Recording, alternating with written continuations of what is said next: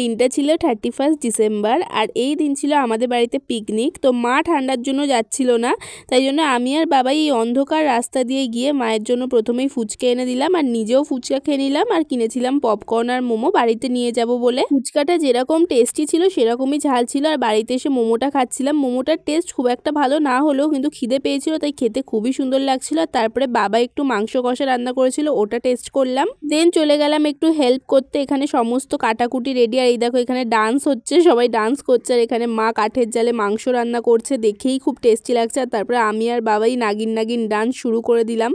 দেখে এটাই মনে হচ্ছে তো ফুল খেয়ে আছি, কিন্তু একদমই না, আমরা না খেয়েই এরকম পাগল হয়ে যেতে পারি।